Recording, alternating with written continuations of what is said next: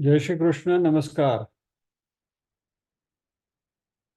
श्रीमद् भगवद गीता के अध्ययन की श्रृंखला में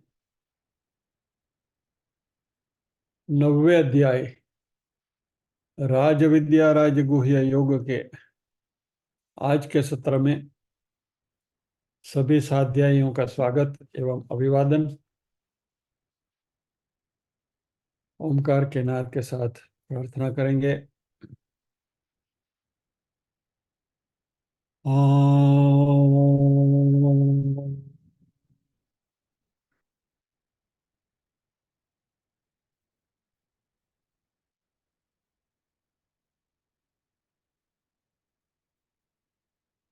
ओम।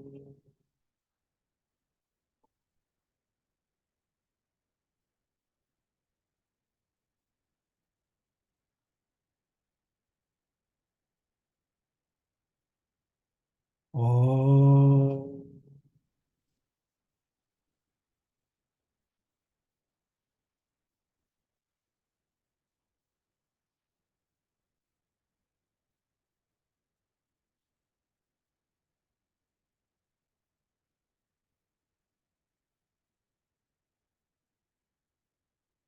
वक्रतुंड महाकाय सूर्यकोटि समप्रभ निर्विघ्नं कुरु मे देव सर्वकार्येषु सर्वदा। या कुन्देन्दु तुषारहारधवला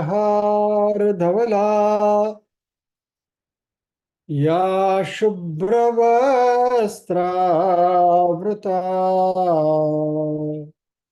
या वीणावरदण्डमण्डितकरा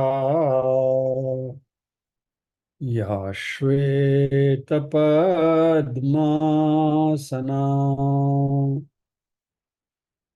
या ब्रह्माच्युतशङ्कर प्रभृतिभिर्देवैः सदा वन्दिता सा मां पातु सरस्वती भगवती निःशेषजाड्यापहा।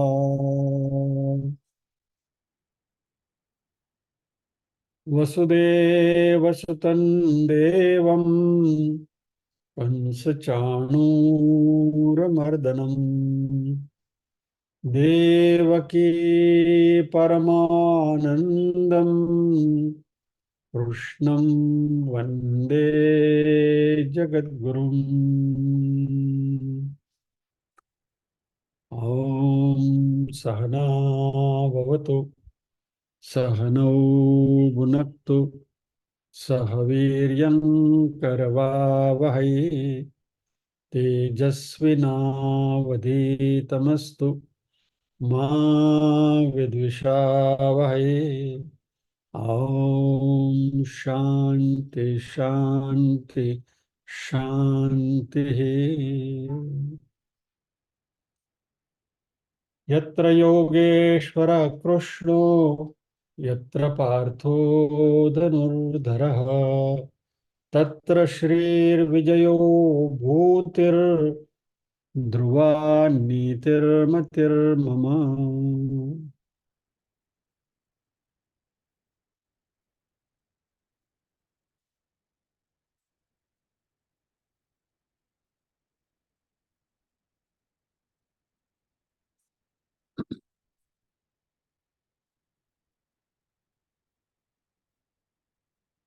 पारायण के लिए नीरूबेन को अनुरोध करेंगे।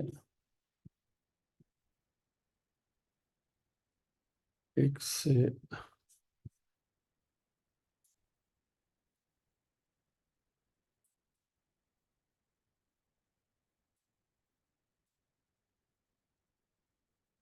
16वें श्लोक तक बहन पारायण करेंगी। नीरूबेन को अनम्यूट करता हूँ।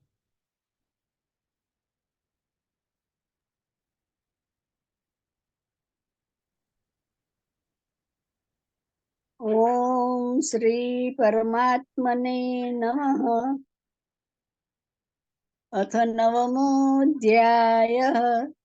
श्रीभगवानुवाच इदं तु ते गुह्यतमं प्रवक्ष्याम्यनसूयवे ज्ञानं विज्ञानसहितं यज्ञात्वा मोक्ष्यसे शुभात्।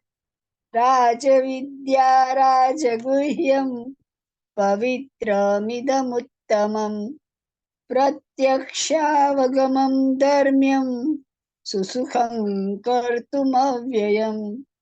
अश्रद्धदानः पुरुषा धर्मस्यास्य परन्तप अप्राप्य मां निवर्तन्ते मृत्युसंसारवर्त्मनि। मया ततमिदं सर्वं जगदव्यक्तमूर्तिना मत्स्थानि सर्वभूतानि न चाहं तेष्वस्थितः न च मत्स्थानि भूतानि पश्य मे योगमैश्वरम्। भूतभृन्न च भूतस्थो ममात्मा भूतभावनः यथाकाशस्थितो नित्यं वायुः सर्वत्र गो महान् तथा सर्वाणि भूतानि मत्स्थानीत्युपधारय। सर्वभूतानि कौन्तेय प्रकृतिं यान्ति मामिकाम् कल्पक्षये पुनस्तानि कल्पादौ विसृजाम्यहम्। प्रकृतिं स्वामवष्टभ्य विसृजामि पुनः पुनः। भूतग्राममिमं कृत्स्नमवशं प्रकृतेर्वशात् न च मां तानि कर्माणि निबध्नन्ति धनञ्जय। उदासीनवदासीनमसक्तं तेषु कर्मसु मयाध्यक्षेण प्रकृतिः सूयते सचराचरम्। हेतुनानेन कौन्तेय जगद्विपरिवर्तते। अवजानन्ति मां मूढा मानुषीं तनुमाश्रितम् परं भावमजानन्तो मम भूतमहेश्वरम्। मोगाशा मोगकर्माणो मोगज्ञानाविचेतसः राक्षसीमासुरीं चैव प्रकृतिं मोहिनीं श्रितः। महात्मानस्तु मां पार्थ दैवीं प्रकृतिमाश्रिताः भजन्त्यनन्यमनसो ज्ञात्वा भूतादिमव्ययम्। सततं कीर्तयन्तो मां यतन्तश्च दृढव्रतः नमस्यन्तश्च मां भक्त्या नित्ययुक्ता उपासते। ज्ञानयज्ञेन चाप्यन्ये यजन्तो मामुपासते। एकत्वेन पृथक्त्वेन बहुधा विश्वतो मुखम्। अहं क्रतुरहं यज्ञः स्वदाहमहमौषधम्। मन्त्रोऽहमहमेवाज्यमहमग्निरहं हुतम्। जय श्री कृष्ण बहन। जय श्री कृष्ण। બની રહીએ 17મો શ્લોક સાથે કરવાનો છે આપણે.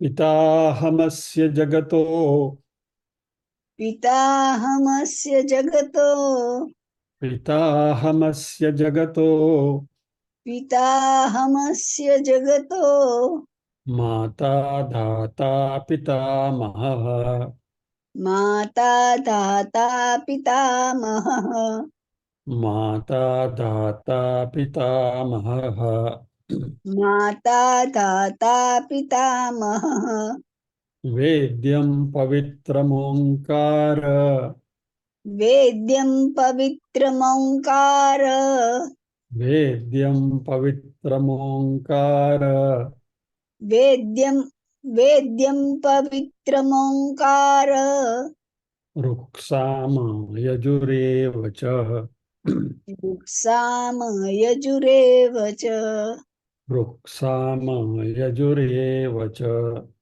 रुक्साम यजुरेव च। एक बार पूरा श्लोक में बोलता हूँ, फिर दो बार साथ में बोलेंगे। पिताहमस्य जगतो माता धाता पितामहः वेद्यं पवित्रमोङ्कार रुक्साम यजुरेव च। दो बार सब। पितामहस्य जगतो माता धाता पितामहः वेद्यं पवित्रमोङ्कार रुक्साम यजुरेव च। वंस मोर, एक बार और।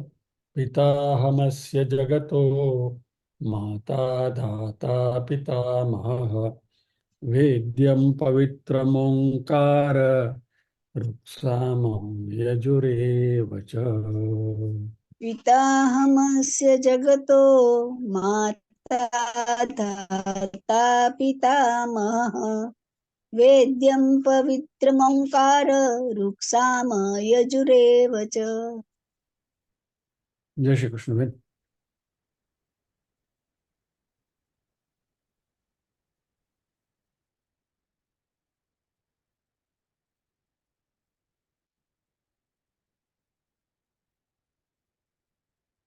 पिताहमस्य जगतो माता दाता पितामहः वेद्यं पवित्रमोङ्कार रुक्साम यजुरेव च।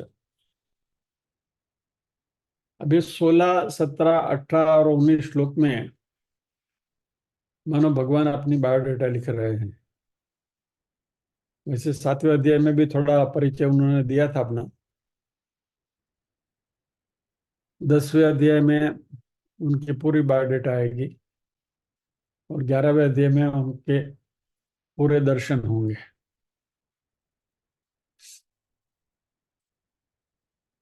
अभी यहाँ कहते हैं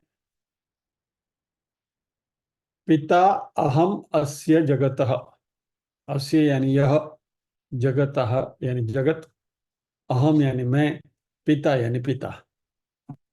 पिता अहम अस्य जगतः, इस जगत का मैं पिता हूं। अभी अहम अस्य जगतः सबके साथ जोड़ते जाना है। माता अहम अस्य जगतः, दाता अहम अस्य जगतः, पितामहः अहम अस्य जगतः। इस जगत का मैं पिता हूं, मैं माता हूं, मैं दाता हूं, मैं पितामह हूं। फिर वेद्यम, जानने योग्य मैं ही हूं। फिर मैं पवित्र हूं, मैं ओंकार हूं, मैं ऋग्वेद, सामवेद, यजुर्वेद हूं।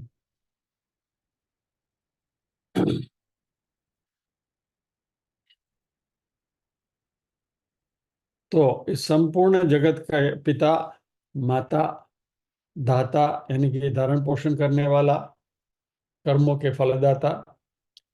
फिर पितामह यानी दादा, ग्रैंडफादर। और जानने योग्य पवित्र ओंकार, ऋग, साम और यजुर्वेद मैं हूं। ऐसा भगवान इस श्लोक में कहते हैं।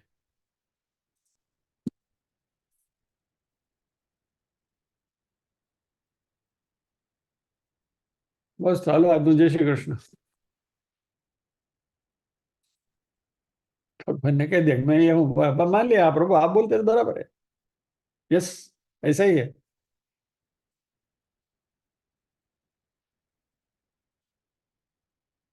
ओके।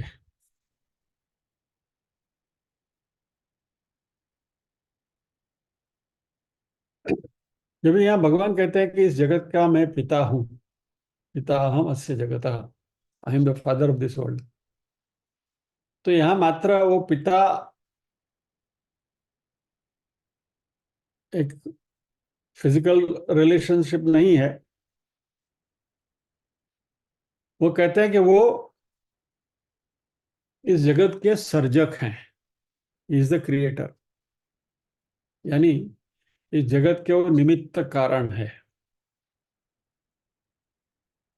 और साथ साथ में वो भी कह दिया उन्होंने कि हम माता च, मैं माता भी हूं, यानी ब्रह्म के रूप में मैं पिता हूं, निमित्त कारण, और प्रकृति के रूप में, माया के रूप में, जो मुझसे अलग नहीं है, मेरी ही है, उस माया के रूप में मैं माता हूं। और इस तरीके से वह उपादान कारण भी है, यानी उपादान कारण यानी मिट्टी, और घड़ा बनाने वाला जो कुंभार है वो निमित्त कारण, बराबर। तो निमित्त कारण और उपादान कारण, तो कुंभार भी मैं हूँ, मिट्टी भी मैं हूँ, पिता भी मैं हूँ, माता भी मैं हूँ। इसलिए इस तरीके से मैं पिता और माता दोनों हूँ, यानी कि इस जगत का उपादान कारण यानी कि रॉ मटेरियल, और निमित्त कारण यानी जो बनाने वाला है, वो दोनों मैं हूँ।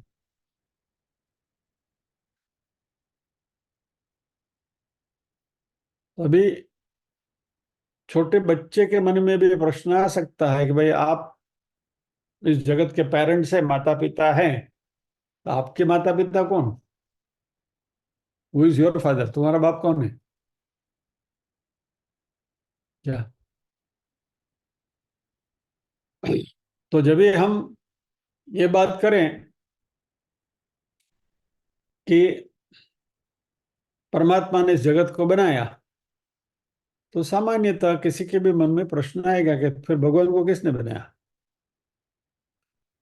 ये सारी सृष्टि जो है वह इतनी अच्छी तरह से बनाई हुई है, सभी चीजें सुचारू रूप से चलती हैं, ये पूरा ब्रह्मांड चलता है, उसका कोई बनाने वाला तो होगा। कौन चित्रकार है? ये कौन चित्रकार, बराबर।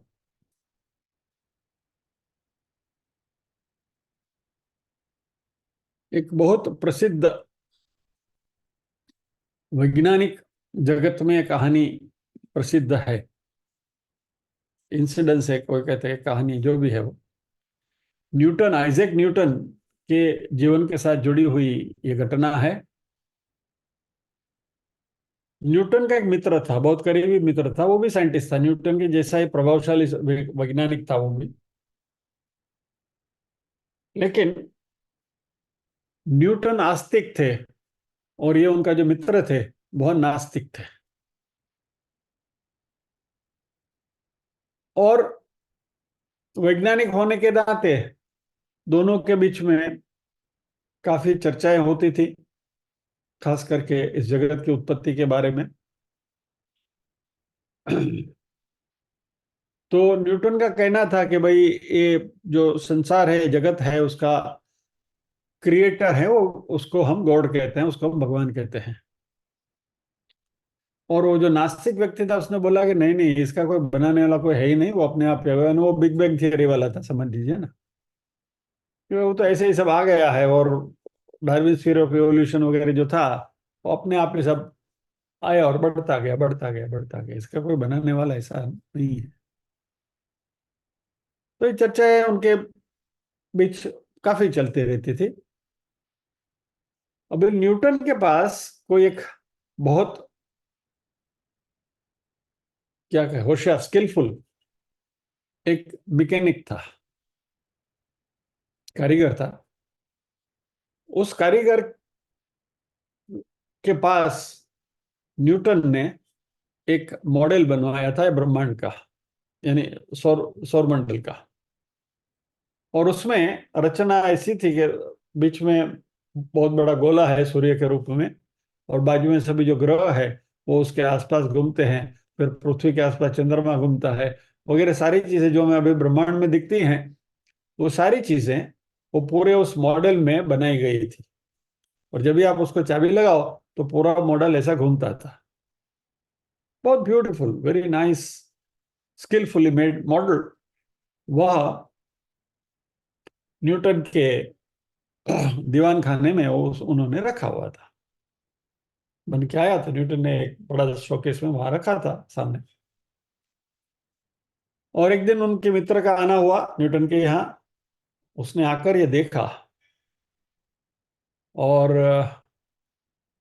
वैज्ञानिक था तो वहाँ चाबी बाबी थी, तो उसने चाबी को, न्यूटन अंदर अपने अपने लाइब्रेरी में बैठे हुए थे तभी, तो इस बंधु ने अगर जरा चाबी वाबी घुमाई तो देखा, अरे वाह ये तो बहुत बढ़िया चल रहा है, मॉडल वगैरह, सूर्य है तो सब ग्रह उसके आसपास प्रदक्षिणा करे वगैरह वगैरह।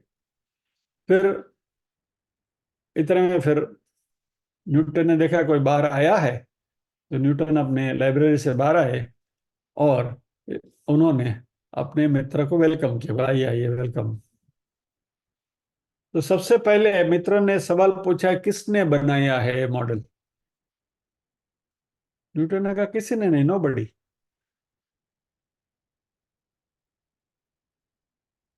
तो मित्र ने बोला, भैया इतना अच्छा मॉडल है, बढ़िया सा है, स्किलफुली मेड, बहुत अच्छा ये है, उसकी वर्कमैनशिप भी बहुत ब्यूटीफुल है, किसी ने तो बनाया होगा ना? न्यूटन बोलता है, नहीं किसी ने नहीं बनाया, nobody is made it. बोला, डोंट फूल me, तुम मेरे साथ ऐसे ऐसी मस्ती मत करो, क्या मेरे को मामा समझते हो क्या? किसी कारीगर ने तो बनाया होगा ना। न्यूटन ने बोला, गधे, एक टेबल के ऊपर रखा हुआ एक मॉडल से तू इतना प्रभावित हो गया है, और उसको भी चाबी जब भी देते हैं तभी वो चलता है और दिखता है, और ये सारा ब्रह्मांड जो है वो सुचारू रूप से अपने आप चल रहा है, तो उसको भी तो किसी ने बनाया होगा ना। तो मित्र के दिमाग में बात बैठ गई, बोला हाँ तेरी बात में कुछ तथ्य है। तो न्यूटन बोलता है कि वो जो बनाने वाला है ना, उसी को हम गॉड कहते हैं, वो परमात्मा है। तो ये निमित्त कारण और उपादान कारण भगवान कहते हैं कि वो मैं हूं।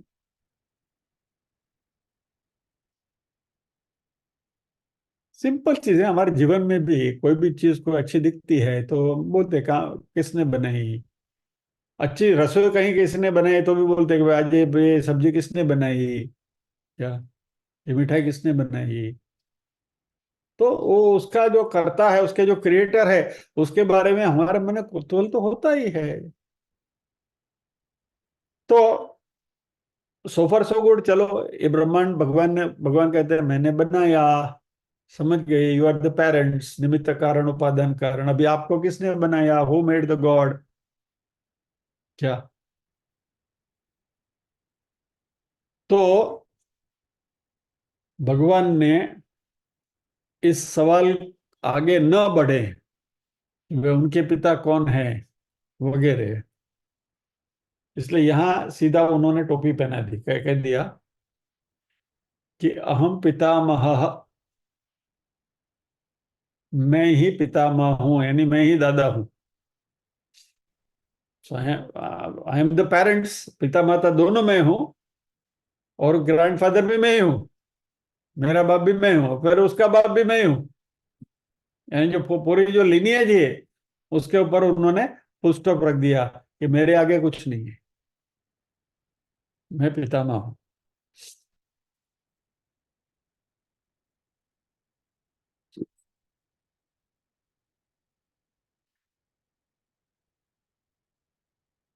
सो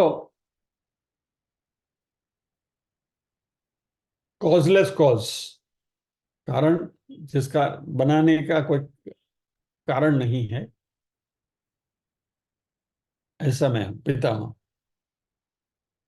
किसी ने बहुत अच्छी बात करी थी, अभी ये जो भगवान जो है, अभी हम किसी को ब्रह्मा विष्णु महेश किसी भी सब सब एक ही है, दैट वी नो नाउ। उसमें कोई डिस्प्यूट और डिस्कशन की कोई अभी कोई जरूरत नहीं है, with what all we no.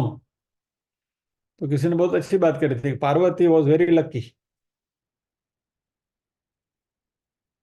क्योंकि उनको सास ससुर नहीं है। She doesn't have father in law and mother in law. तो टू दैट एक्सटेंट उनको ज्यादा प्रॉब्लम फेस नहीं करने पड़े थे, उनके प्रॉब्लम और कुछ अलग हो गया तो दूसरी बात है।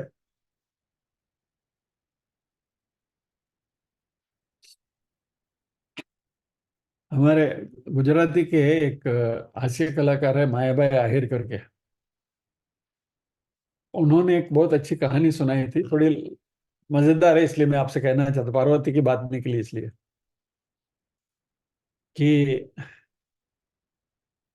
शिव जी तो योगी थे ना, महायोगी हैं। वो तो कभी भी समाधि में बैठ गए तो सालों साल तक समाधि में रहते हैं, 100-200 साल समाधि उनकी चलती है। तो अभी एक बार शिव जी की समाधि पूरी हुई, जागृत हुए, और अभी मायाबाई तो अपने टिपिकल स्टाइल में वो बात करते, वो बहुत मजा आता है सुनने का। तो शिव जी ने जा फिर पार्वती की खबर पूछी कि देवी कैसी हैं आप। तो पार्वती ने बोला, मेरे साथ बात मत करो, डोंट टॉक टू मी। बोला, अरे देवी मैं आपके बारे में पूछ रहा हूँ, आप कैसी हैं, ठीक तो हैं? बोला, नहीं नहीं, मेरे से बात मत करो, don't talk to me. Universally, whether it is Parvati और एनीबडी, बीवियां एक सरी की होती है। वो बीवी एक जातिवाचक नाम है, इट्स ए क्रीड, जाति। बस मेरे से बात मत करो, I don't know talk to you. रूठ के बैठ गए। शिव जी मना रहे हैं, अरे तुम तो समाधि में बैठ गए थे, हिमालय में मुझे यहाँ बिठा दिया शादी करके, कहीं ले नहीं जा रहे हो, घूमने को नहीं ले जा रहे हो, इधर नहीं ले जा रहे, कहीं नहीं ले जा रहे हो क्या? दो बेटे हैं, हिमालय में हैं। कार्तिक का तो ठीक है, बड़ा है, उसको कुछ खांसी जुकाम सर्दी हो गई तो ठीक है। गणेश को जुकाम हुआ तो उसकी सूंड से छेड़ा करता करता हमारे नाक के दम निकली हो गए। पता है आपको, गणेश की सूंड में से वो तो पार्वती के अपने प्रॉब्लम है, उनके सास ससुर नहीं थे, लेकिन she had her own problem, यानी संसार में सबको प्रॉब्लम है। या anyway, this was in a lighter sense, but भगवान कहते हैं कि पिता मैं हूं, यानी कि निमित्त कारण मैं हूं, माता मैं हूं, यानी कि प्रकृति के रूप में उपादान कारण मैं हूं, और मेरे आगे कुछ नहीं है, मैं ही पितामह हूं, यानी कि आई एम द एवरीथिंग, यानी आदि मैं हूं। फिर बोला, हम धाता, देने वाला हूं, डिस्ट्रीब्यूटर। क्या डिस्ट्रीब्यूट करता हूं? कर्म फल। ईश्वर कर्म फल के दाता हैं। जीव को जो भी कुछ देना है वो मैं तय करता हूं। यानी तुम्हें कैसा शरीर मिलना चाहिए, मनुष्य का मिलना चाहिए, पशु का मिलना चाहिए, पक्षी का मिलना चाहिए, कीटक का मिलना चाहिए, वनस्पति तुम्हें बनना है, क्या बनना है। और मनुष्य बने तो पुरुष बनोगे, स्त्री बनोगे, तंदुरुस्त रहोगे, बीमार रहोगे, कैसा शरीर देना, कैसा कद देना, कितनी आयु देना, कितनी उम्र देना, और तुम्हारे जीवन में क्या क्या घटनाएं घटने वाली हैं, वो सब भगवान बोलते हैं मैं देने वाला हूं, हम धाता।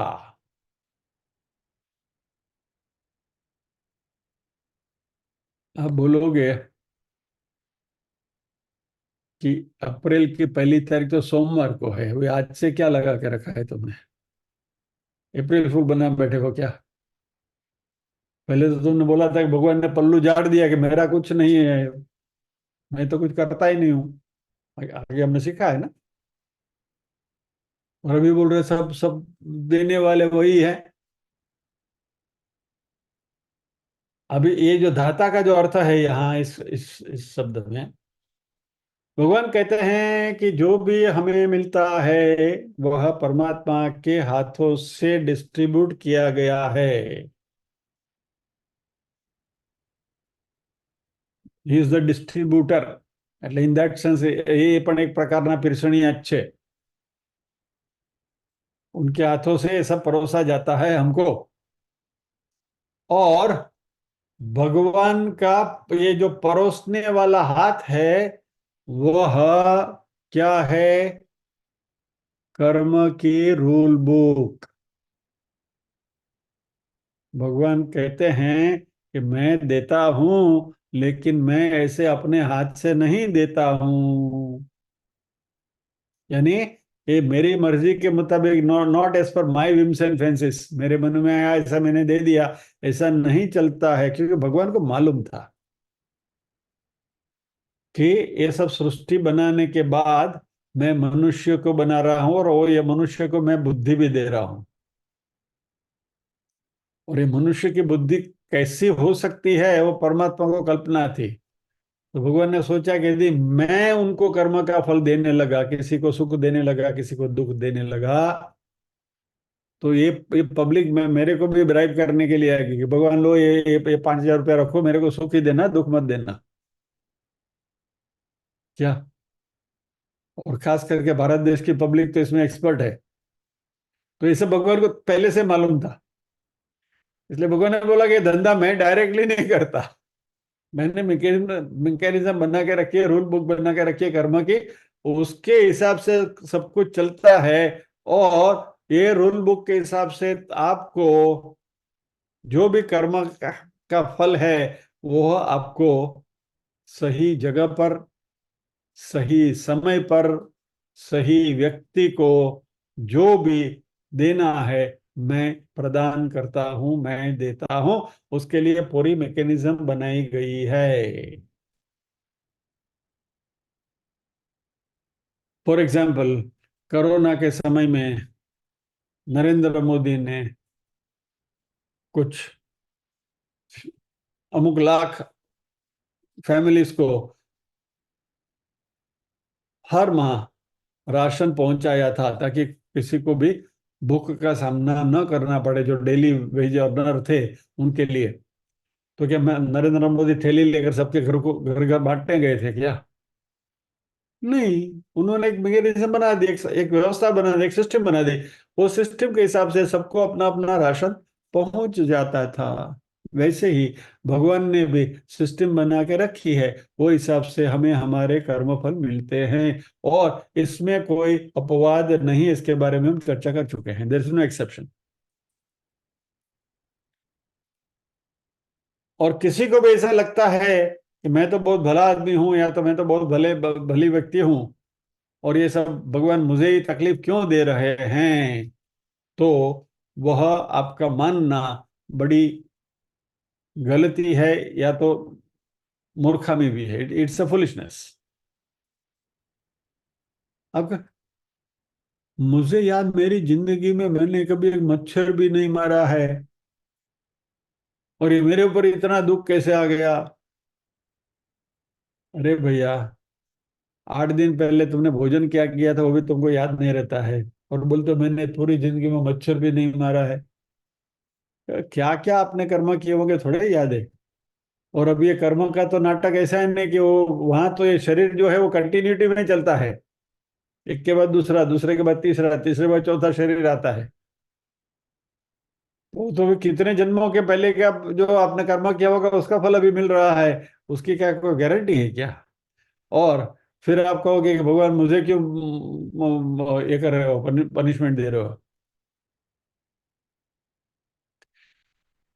यानी जीवन में यदि हमारे मन में ऐसी शिकायत का भाव कभी भी आ जाए कि परमात्मा मेरे ऊपर क्यों निष्ठुर है, और इतनी कड़ी सजा मुझे क्यों दे रहे हैं, तो उसका अर्थ ऐसा है कि हमने ये कर्म के सिद्धांत को बराबर समझा नहीं है, या तो समझकर उसको आत्मसात नहीं किया है ना, આપણે પચાય वो નથી।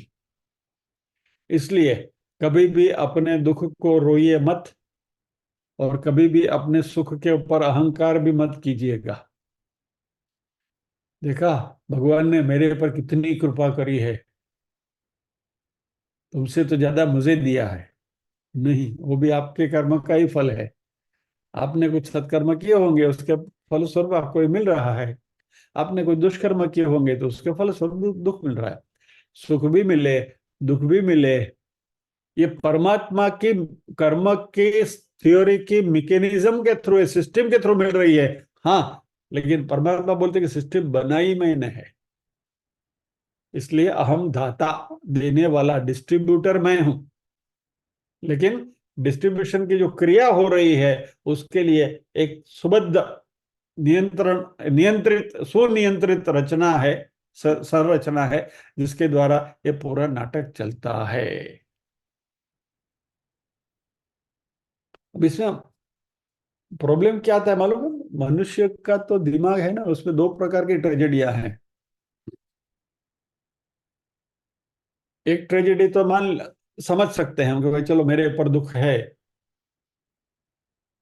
तो उसका तो मुझे प्रॉब्लम है, उसकी तो तकलीफ है कि मुझे क्यों, वाई वाई मी, मेरे ऊपर ये ऐसा क्यों, ये सवाल तो हम अक्सर पूछते हैं। लेकिन दूसरे प्रकार की एक ट्रेजेडी भी है, मेरे ऊपर इतना दुख क्यों, और मेरे बाजू में मेरा पड़ोसी रहता है उसको क्यों कुछ नहीं होता, why he is happy and I am unhappy. तो इसमें भी हम भगवान को कोसते हैं ना। वो सब उसी को देने का, मैं उसके बाद बगल में ही रहता हूँ, उसका उसका फ्लैट नंबर 102 है, मेरा 103 है, तो इतना फर्क भगवान को दो फ्लैट के बीच में।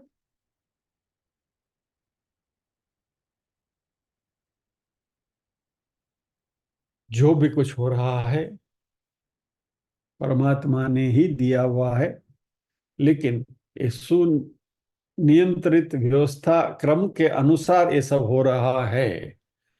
अभी ये कर्म की थियरी को, ये हमारे जो ये सब जो बातें जो हो रही है ना, हमारे फलद्रुप भेजे की बात हो रही है, सुपर इंटेलिजेंट ब्रेन की बात हो रही है। चलो हमने मान लिया कि जो भी कुछ हो रहा है वो हमारे कर्मों के फलस्वरूप हो रहा है। अभी कहीं आप देखेंगे कि कुछ लोग, कोई कुदरती आपत्ति आई है या तो कोई कोई भी रीजन है, उसकी वजह से कई लोगों को तकलीफ में होते हैं, दुखी होते हैं। There are people, lots of people are suffering. अभी हम लोग तो बहुत इंटेलिजेंट है ना, कर्म के रूल बुक हमने बराबर पढ़ लिए, भगवत गीता के क्लास में पूरे कर्म की थियरी समझ के रखी है कि इससे तो सब हम हमारे ही कर्म का फल भुगत रहे। वो सब अपने कर्म का फल फल भुगत रहे, भुगतने दो, लेट देम बी अनहैप्पी, दुखी होते हैं होने दो, उनका कर्म भुगत रहे हैं करके। हम उनके प्रति संवेदनहीन हो जाते हैं, हमारी संवेदना खत्म हो जाती है, we just don't care for people then. ऐसा नहीं है, परमात्मा स्वयं करुणावान है और हम परमात्मा के अंश हैं। तो परमात्मा ने जो अपना अंश हमारे में रखा है वो करुणा का, उसका भी हमें कहीं ना कहीं उपयोग करना है। So when you find that there is somebody suffering, definitely वो बिल्कुल सत्य है कि वो जो दुखी है उसको जो तकलीफ हो रही है वो उसके कर्म के फल के हिसाब से ही तकलीफ हो रही है। लेकिन वो परमात्मा के ही कर्मों के रूल बुक के हिसाब से ही चल रही है पूरी पूरी जो व्यवस्था है वो। लेकिन परमात्मा ने जैसे हमें कर्म की रूल बुक दे के रखी है, वैसे ही परमात्मा ने अपनी करुणा भी हमें देकर रखी है। और ये करुणा का भी कभी कभी उपयोग तो करना चाहिए। दया और करुणा में भेद है। दया यानी अपने अहंकार के साथ सामने वाले को अपने से थोड़ा नीचा समझकर उसको कुछ मदद करना, वो दया है। दया में अपना अहंकार है। यदि कोई भी आदमी दया, बेचारा ने कितनी तकलीफ है, यानी उसको हम बेचारा बोलते हैं, यानी कि हम उससे श्रेष्ठ हैं, वो बेचारा है। तो उसमें क्या हुआ, अपना उससे श्रेष्ठ होने का अहंकार है, यानी दया में अहंकार है। करुणा जो है वो बेवजह, without any reason, without any expectation की जा रही मदद जो है उसे करुणा कहते हैं, जो भगवान हमारे ऊपर सतत बरसाते हैं। और उसी का उपयोग हमें भी, क्योंकि हम परमात्मा के ही अंश है, कभी न कभी करते रहना चाहिए कि ऐसे जो दुखी या तो ऐसे तकलीफ में जो लोग हैं उनके ऊपर बेवजह के किसी एक्सपेक्टेशन के बिना, even without expecting a simple thanks, उनकी मदद करने की भी हमें वृत्ति रखनी चाहिए। नहीं तो हम बोलेंगे हमने तो कर्म की थियरी समझ के रखी है, we know very well karma rule book, they are suffering because of their karma, उनका कर्म भुगत रहे, भुगतने दो। नहीं, इट्स नॉट दैट। तो दोनों चीजों का ख्याल रखना है, ये बैलेंस रखना है। तो भगवान कहते हैं कि मैं धाता हूं, यानी कि कर्म फल का धाता है, डिस्ट्रीब्यूटर ऑफ कर्म फल। फिर अगली बात भगवान कहते हैं अहम वेद्यम, इस जगत में जो भी कुछ जानने लायक चीज है वो मैं हूं।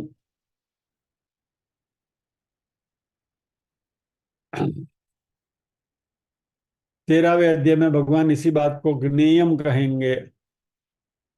और अभी अभी मांडुक्य उपनिषद में भी हमने देखा है इसको, हमने विज्ञेयम कहा है। क्या है वो? इसको तो अपने दिमाग में बिल्कुल इच करके रखने का है। न अंत प्रज्ञम न बहिष्प्रज्ञम नोभयत प्रज्ञम न प्रज्ञान घनम न प्रज्ञम न अप्रज्ञम आदृष्ट्यम अव्यवहार्यम अग्राह्यम अलक्षणम अचिंत्यम अव्यपदेश्यम एकात्म प्रत्ययसारम प्रपंचोपशमम शांतम शिवम अद्वैतम चतुर्थम मन्यते स आत्मा स विज्ञेय।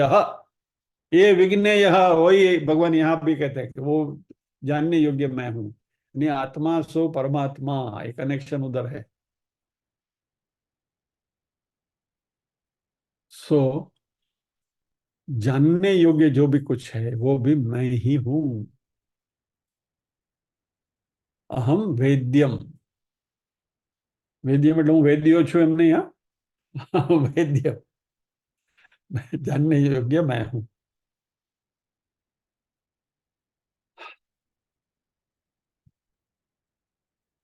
यानी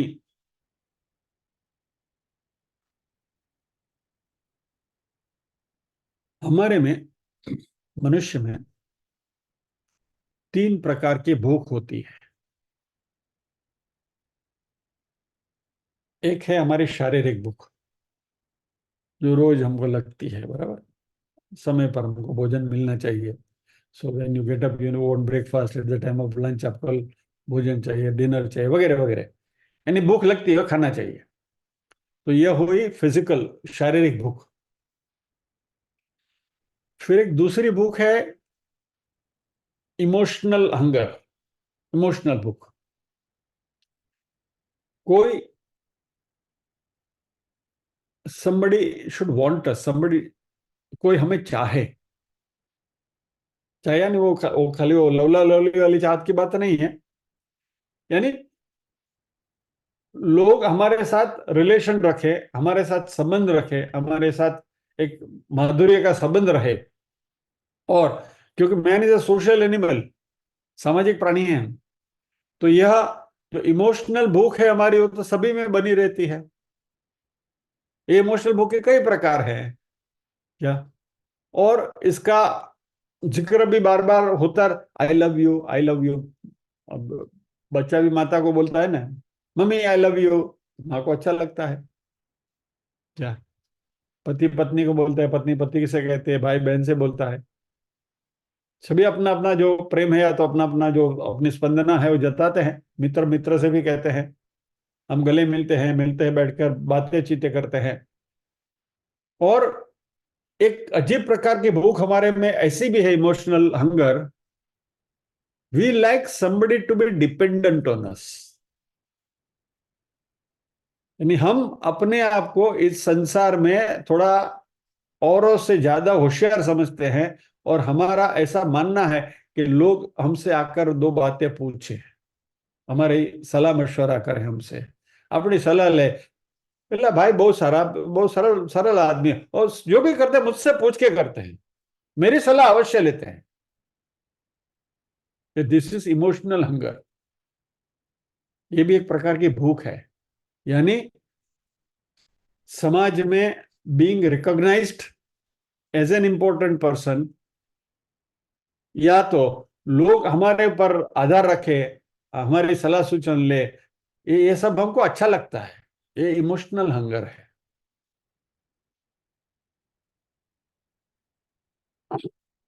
और तीसरी जो भूख है वह बुद्धिमत्ता की भूख है, इसको जिसको हम कहेंगे इंटेलेक्चुअल हंगर। और ये इंटेलेक्चुअल हंगर का नाम है जिज्ञासा।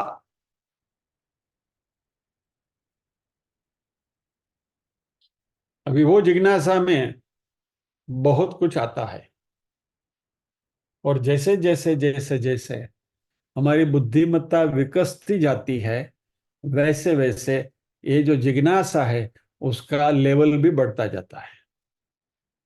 छोटा बच्चा है तो बोलता है कौवा कैसे उड़ता है, क्या बस कैसे चलती है, एरोप्लेन कैसे उड़ता है। ये छोटी मोटी जिज्ञासा बच्चे की होती है। जैसे बड़ा हो गया तो फिर और कुछ जिज्ञासा होती है, फिर पढ़ने लिखने की, कुछ जानने की जिज्ञासा होती है, वगैरह वगैरह वगैरह। बड़े होते हैं तो हमारी उस प्रकार की जिज्ञासा होती है। और as we become intellectually mature, तो धीरे धीरे धीरे धीरे हमें इस जगत के बारे में भी जानने की जिज्ञासा हमारे में बढ़ती रहती है। ऐसी ही एक जिज्ञासा के बारे में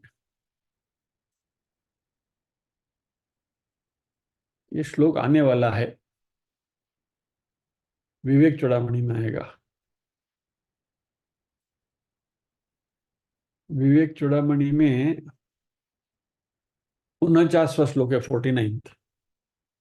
उसमें शंकराचार्य जी ने 7 जिज्ञासाएं प्रदर्शित की। इसके बारे में चर्चा करने वाले, डोंट वरी, तो I am not going to explain, खाली आपको खाली एक जिक्र करता हूं। को नाम बंध कथमेश आगत, कथम प्रतिष्ठास्य, कथम विमुक्ष, को सावनात्मा परम कह आत्मा, तयोर विवेक, कथम एतदुच्यताम।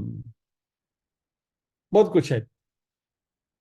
ये सारी जिज्ञासाएं शंकराचार्य जी ने विवेक चूड़ामणि के 49वें श्लोक में प्रकट करके रखी है। उसका उन्होंने फिर बाद में डिटेल में उत्तर भी दिया है। इसके बारे में जब भी हम वहां तक पहुंचेंगे तभी उसके बारे में हम चर्चा करेंगे। श्लोक हमें लेना भी है वैसे भी।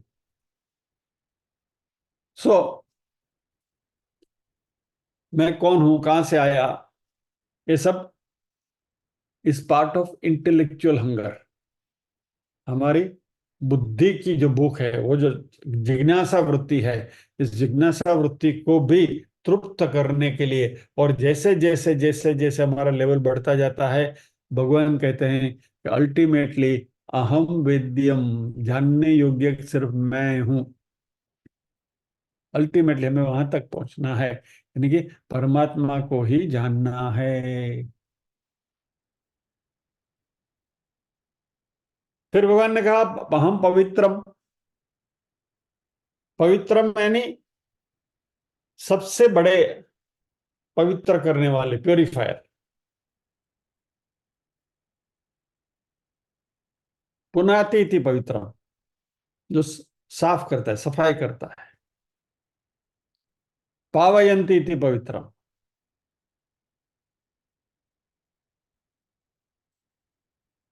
जब भी हम कोई भी धार्मिक प्रवृत्ति करते हैं ना, तो जो हमारे प्रीस्ट होते हैं वो हमें इस उंगली में पवित्र पहनाते हैं, धर्म की बनाई हुई, बराबर। और ये पवित्र पहनकर हम धार्मिक कार्य करते हैं। उसके पीछे एक अर्थ है कि इससे पवित्रकरण होता है। अपवित्रो पवित्रो वाम सर्वावस्थां गतो पिवाम यस्मरेत पुंडरीकाक्ष सबाह्य अभ्यंतर शुचि ही, स्वबाह्य भी अंतर शुचि, अंदर बाहर दोनों की शुचि हो जाए, पवित्र हो जाए, ऐसा श्लोक भी हम बोलते हैं ना। तो ये पवित्रीकरण का यह मंत्र है। और भगवान बोलता है सबसे बड़ा पवित्र करने वाला मैं हूं।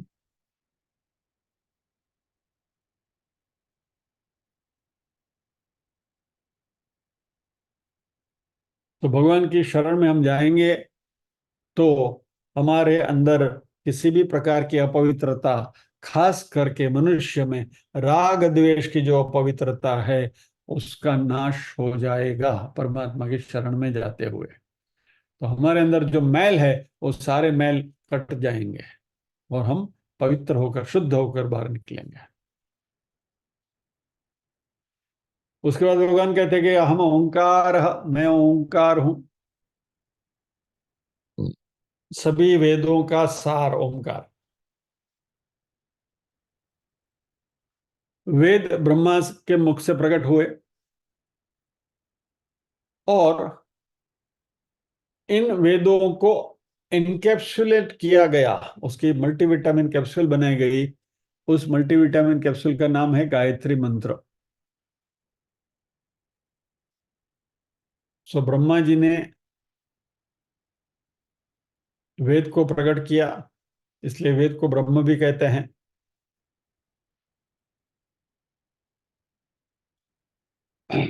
और ब्रह्मचारी यानी ब्रह्म में जो चरण करता है, यानी कि ब्रह्म में जो चलता है, यानी कि जो अपना जीवन ब्रह्म को समझने में बिताता है, वैसे व्यक्ति को ब्रह्मचारी कहा गया है। ब्रह्मचारी यानी not that person who is observing celibacy, यानी absenteeism from sex is not brahmacharya मात्र। ब्रह्मचर्य यानी जो ब्रह्म में विचरण करता है, ब्रह्म के बारे में जानने की जिसमें जिज्ञासा है, वैसे व्यक्ति को ब्रह्मचारी कहा गया है। और इसलिए जब भी यज्ञोपवीत धारण किया जाता है, तभी उस बटुक को जो मंत्र दिया जाता है, गायत्री मंत्र दिया जाता है, उस विधि को भी कहा जाता है क्या? ब्रह्मोपदेश। यानी जो प्रिस्ट होते हैं, जो गुरु होते हैं, उसको ब्रह्मोपदेश करते हैं और उसके कान में गायत्री मंत्र बोलते हैं, उपदेश करते हैं। यानी ये वेद के अध्ययन की यहाँ शुरुआत होती है। अब ये जो गायत्री मंत्र है, उसको और भी कंडेंस किया गया और उसकी 3 व्याहृति आई, भू भुवः स्वः। शुरुआत वैसे ही होता है ना गायत्री मंत्र का, ओम भूर्भुवः स्वः तत्सवितुर्वरेण्यं भर्गो देवस्य होगा। जो पहले 3 जो है वो उसके व्याहृतियां हैं, यानी गायत्री का कंडेंस्ड फॉर्म, भू भुवः और स्वः। तो वेदों को कंडेंस किया गया गायत्री में, गायत्री को कंडेंस किया गया भूर्भुवः स्वः में। अभी देखिए,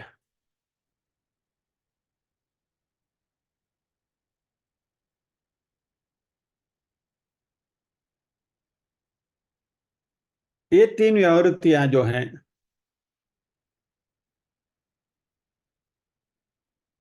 जैसे आई मीन इन्हें इन्हें एक कंपैरिजन के लिए हम कहें तो अभी धीरे धीरे सब कुछ छोटा छोटा होता जा रहा है।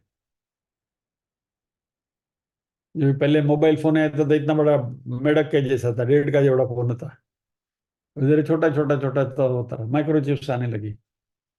कंप्यूटर भी इतने बड़े थे, अभी छोटे छोटे लैपटॉप हो गए, टैबलेट हो गया, वगैरह वगैरह। यानी इन इन शॉर्ट इसी तरीके से कुछ वेद को कंडेंस किया गया गायत्री मंत्र में। गायत्री मंत्र की 3 व्याहृति हुई, 3 व्याहृति में से अ उ और म निकाल कर ओम दिया गया हमको, इसको कंडेंस किया गया। और यह ओमकार है। भगवान बोलते हैं कि ये ओमकार मैं हूं। यानी इसका उल्टा विस्तार करेंगे आप, क्योंकि अभी गर्मी की सीजन आ रही है, तो आपके सभी के घर में शरबत की बोतल होती है ना, कंसनट्रेट फॉर्म में, रूह अफ़ज़ा वगैरह जो भी है वो। तुम क्या करते हैं, मेहमान आते हैं, 2 चम्मच ये डाला, उसमें पानी डाला, गिलास भर के दे दिया। वो जो शरबत की बोतल जो है वो ओमकार है। उसी का जब ये आप डाइल्यूशन करेंगे, शरबत बनाएंगे, तो फिर धीरे धीरे उसमें से ही उपनिषद वेद वगैरह आता जाएगा। यानी कंडेंस फॉर्म ऑफ वेद इस गायत्री मंत्र, कंडेंस फॉर्म ऑफ गायत्री मंत्र, तीन व्याहृति, तीन व्याहृति का कंडेंस फॉर्म इज ओमकार। उसको और रिवर्स में ले जाइए तो ओमकार को डाइल्यूट करेंगे तो व्याहृति, व्याहृति को फर्दर डाइल्यूट करेंगे तो गायत्री मंत्र, उसको डाइल्यूट करेंगे तो वेद। जिस दिशा में आपको जाना है you are free to go. भगवान कहते हैं कि यह ओमकार भी मैं हूं।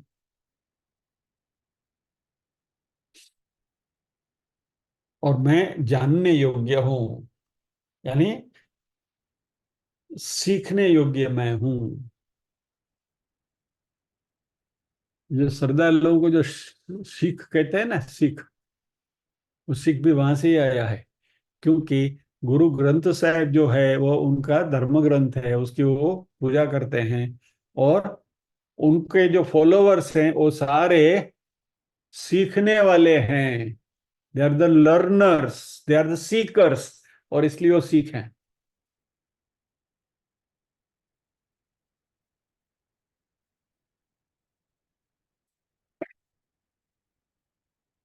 इसी के बारे में बात करते करते जाते जाते आपको एक छोटी सी हल्की फुल्की कहानी सुना दूं। 2 मिनट है हाथ में। एक बार ब्रह्मा जी ने सोचा कि मैं छुट्टी ले लूं। ये सब, ब्रह्मा जी से क्रिएटर, तो उनकी तो फैक्ट्री 24/7 चलती है ना, 3 शिफ्ट में चलती, कर कर कर कर कर कर। तो क्या मनुष्य प्राणी ये सब बनते हैं और भगवान ब्रह्मा जी बना बना के पृथ्वी पर भेजते हैं। तो ब्रह्मा जी ने एक बार, नारद जी वहां गए थे। नारद जी उनके मानस पुत्र है ना ब्रह्मा जी के। नारद जी हमें थोड़ा और चंडा तो खराज। तो नारद को ब्रह्मा जी ने बोला कि भैया देख नारद, मैं अभी एक 15 दिन की छुट्टी पे जा रहा हूँ, अभी मैं थक गया हूँ ये सब करते करते। ये फैक्ट्री का तू जरा ध्यान रखना, लेकिन अभी मैं सब कुछ बंद करके जाता हूँ, मेन स्विच भी बंद कर दी है मैंने, तो अभी कुछ करना नहीं है, लेकिन जस्ट यू निगरानी रखना बस। ठीक है। ब्रह्मा जी गए वेकेशन पे। 2-4 दिन नारद जी वहां बैठे बैठे कंटाल गए, थक गए। वे करेंगे क्या, कुछ नहीं है, there is nothing to do. वो वीणा पे नारायण नारायण कितना बोलेंगे। तो नारद जी ने सोचा चलो पिताजी कुछ करते तो मैंने देखा था, चलो मैं भी ट्राई तो करता, उसमें क्या है, ट्राई करने में क्या अर्ज है। तो नारद जी ने जाके मेन स्विच चालू किया, तो पूरी मशीनरी चालू हो गई, गड़ गड़ गड़ गड़ गड़ गड़ गड़ गड़ गड़ गड़ गड़ गड़। तो वहां सो भेड़ी बकरी गाय भैंस मनुष्य सब बनने लगे। नारद जी बनाते गए। उन्हें उन्होंने ब्रह्मा जी को देखा, "हाँ, पिताजी ऐसे कर रहे थे, ठीक है चलो हम भी करते हैं।" शुरू कर दिया, डर डर डर डर डर डर डर डर डर। ब्रह्मा जी वेकेशन से वापस आए, देखे अरे तो फैक्ट्री चल रही है, क्या है नारद क्या किया तूने। तो लाभ जो कर रहे थे मैंने किया। ब्रह्मा जी ने एक अलग सी एक पेटी रखी थी, और जिसकी चाबी उन्होंने अपने पास रखी थी, और वो नारद जी को उन्होंने बताया नहीं था। तो नारद से पूछा कि तूने सब ऐसे ही छोड़ दिया। बोला हाँ। अरे भैया ये पेटी में से थोड़ा मसाला लेके डाल के बेचने का था मनुष्य को, जब भी तू बनाता है तभी। बोला नहीं वो तो आपका आपने कुछ बताया तो नहीं था मुझे। बोला नहीं, पेटी की चाबी मेरे पास है। वो पेटी है ना, उसमें अक्कल थी। तो ब्रह्मा ने नारद को बोला कि अभी का भी तू पृथ्वी पर जा, और ये 15 दिन में तूने जितने भेजे हैं ना उन सबको आइडेंटिफाई करके आ। तो नारद जी पृथ्वी पर आए, और ये जितने सारे भेजे थे ना उन सबको पगड़ी पहना कर आए।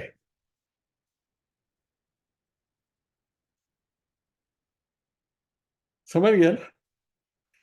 तो anyway this is in lighter when.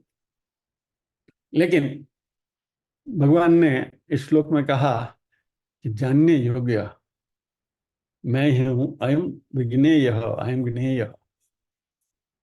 Omkar भी मैं हूं, जानने योग्य भी मैं हूं, और ये सीखने योग्य भी जो कुछ कुछ है वो मैं हूं। और अभी उन्होंने कहा कि तीनों वेद भी मैं हूं। रुकिए जोर सा, इसके ऊपर हमें चर्चा करनी है, वो हम अगले सत्र में करेंगे। और वेद के ऊपर थोड़ी अच्छी लंबी चर्चा करनी है, थोड़ा डिटेल में उसके बारे में हम ये करेंगे। तो आज हम यहाँ विराम लेते हैं, वैसे भी समय हो गया है, प्रार्थना करेंगे। मेरे लिए भी एक बिल तो बजी है।